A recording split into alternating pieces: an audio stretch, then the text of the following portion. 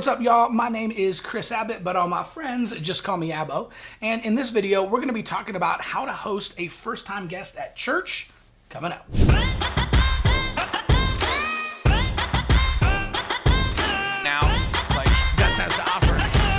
Hey, what's up, y'all? Welcome back. If you are new to the channel, this channel exists to help church leaders and pastors be more effective at Facebook ads, social media, plan your visit, and digital ministry. We're just going to talk about some best practices for how to host new visitors to your church on Sunday morning, right? And more than likely, that's going to be through two different ways. Either number one, they signed up for plan your visit, or number two, they just kind of made their way and showed up on Sunday, right? So either way, you're going to be able to utilize some of these strategies in this video in order to help eliminate awkwardness, lower the barrier of entry for all of your first-time guests, and ultimately get them to come back again.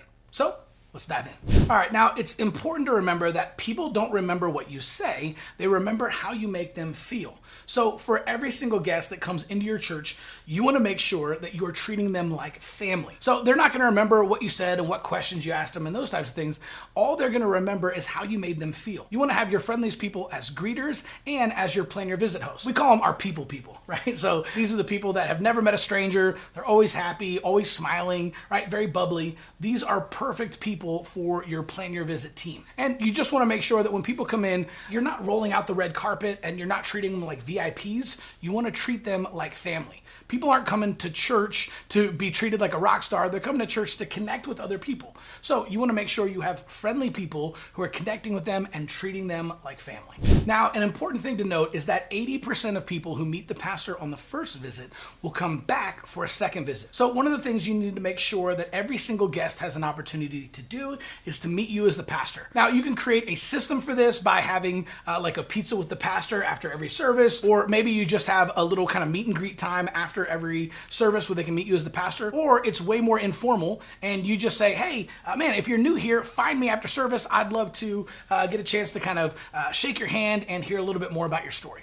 Right? But either way, you want to make sure that it's something that you're addressing during the service and you have some type of a system in order for all of your guests to meet you as the pastor. 8 out of 10 of them are going to come back for a second visit simply if they have a chance to meet you. So this is one of the most important things that we want to do is focus on and have a system for meeting the pastor on their first visit. Now, if someone signs up for plan your visit during the week, you want to make sure to contact that guest within 15 minutes of the plan your visit coming in.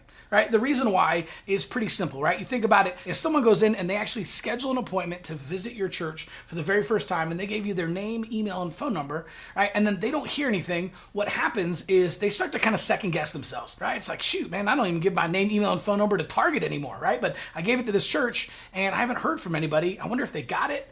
Man, I wonder if anyone's actually checking like the inbox here or checking the website. Shoot, man, I wonder if they look me up on social media and they can see that, man, my life just, isn't cleaned up enough to come to church. Then they start experiencing rejection and then they get embarrassed and don't show up on Sunday, right? So by not calling them, you're actually keeping people away from your church. A simple fix is just to make sure that you are calling the plan your visits within 15 minutes. Now, if they don't answer, right, and let's face it, most people don't answer their phones if it's a number they don't recognize these days, just simply leave a friendly voicemail and then follow up with a text message that says basically the same thing.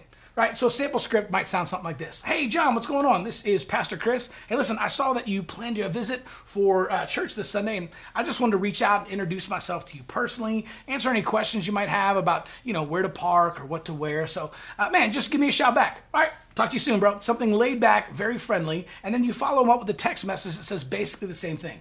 The cool thing about this strategy is that if they like talking on the phone, they'll call you back. If they like texting, they'll text you back. Right? And so now you know exactly how to communicate with them in the future. The next thing you want to do is you want to make sure to send a reminder text on Saturday evening. So this can be later Saturday afternoon or it can be early in the evening, but you don't want to wait until late at night to do this. Right? This is just simply a text message, again, friendly, laid back, that just says something like, hey, John, this is Pastor Chris. Man, just want to let you know how excited I am to get a chance to meet you tomorrow morning.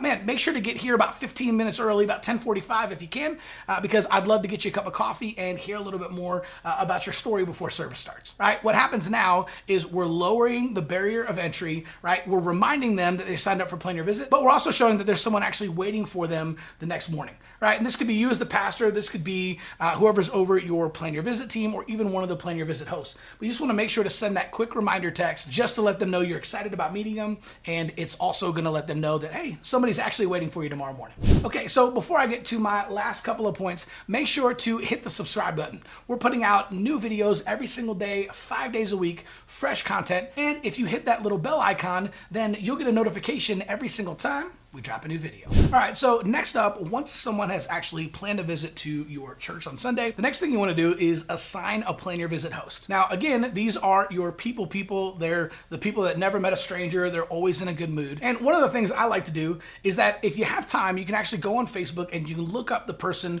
who planned a visit.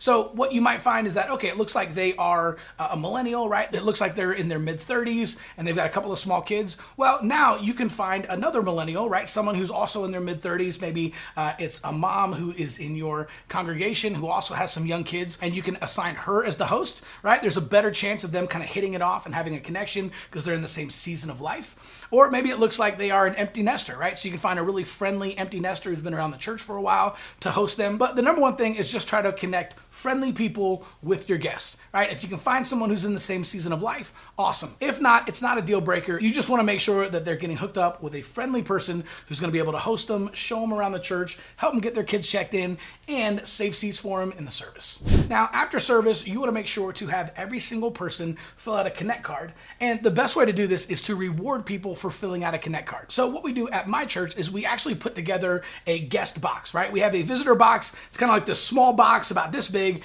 and we just packed a bunch of stuff into it, right? We threw a bunch of candy in there and a bunch of different like pens and a notebook, but we don't actually tell them what's in there, right? So we actually just say, hey, man, if you're new in here, right? If this is your very first time, or if you've been here a couple of times, but you've never filled out a Connect card, man, make sure to fill out that Connect card and then turn it into the guest center in the back, because we've actually got a free gift for you, right? And we like to hold up, man, we've got a free visitor box here. We've got some candy in here. There might be a little bit of chocolate in there. There's a letter from Pastor Bill and a few other things. So make sure to fill out that Connect card and then turn it into the guest center, because we want to get you your free gift. So I taught this to a friend of mine who normally has 2, maybe 3 Connect cards every single week. And the very first Sunday they did this, they had 10 Connect cards turned in. It's just simply because people love to be rewarded. They love free stuff. So make sure that you are rewarding people for turning in that Connect card. And then finally, the last thing that you want to do is you want to make sure to have some type of a follow-up system in place for every single one of your visitors. So it doesn't matter if they planned their visit or if they just showed up. You want to take all of those Connect cards on Monday